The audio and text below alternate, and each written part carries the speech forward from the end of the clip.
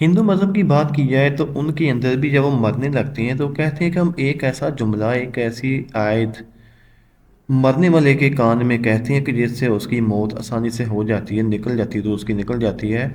तो देखें उनका अकीदा, वो ऐसे क्या अल्फाज कहते हैं, वो हम ये अभी आपको बताने लगे हैं कि हिंदू पंडित जो है वो उनके बारे में बता रहा है कि हम ऐसे अल्फाज क्या कहते हैं मरने वाले के कान में कि उसकी रूह बड़ी आसानी के साथ निकल जाती है। तो ये वीडियो बहुत ही ज़्यादा वायरल हो रही है। आप इसको गौर से देखें, उस वीडियो को एंड तक लाजमी देखा करें, और उम्मीद करता हूँ हमारे चैनल को लाइक और सब्सक्राइब करना नहीं भूलेंगे।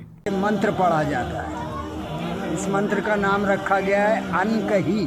अनकही। हाँ, यानी किसी से कहा नहीं जा सकता, ऐसा छुपाया गया है इस मंत्र में। और वो मंत्र इस तरह है कि ला इलाहा हरणी पापम, ला इलाहा हरणी पापम इल्लल अम्बा परम पदम, और जन्म वैकुंठ प्राप्ति, जन्म वैकुंठ प्राप्ति। प्राप्ति। तो जपे नाम मुहम्मदम सल्लल्लाहु अलैहि वसल्लम। इसका अनुवाद हुआ ला इलाहा हरणी पापम। ए भक्त, ला इलाहा कहने से तेरे पाप हरण हो जाएंगे। क्या?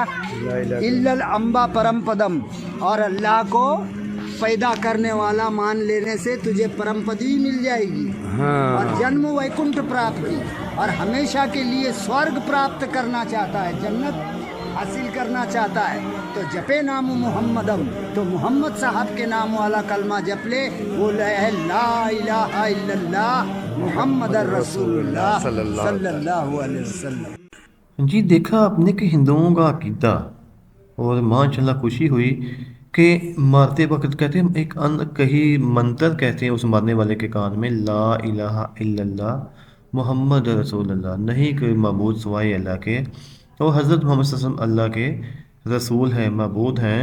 तो अगर तुम ये पढ़ लोगे तो तुम्हारी मौत आसानी से निकल जाएगी और तुझे जन्नत भी मिलेगी।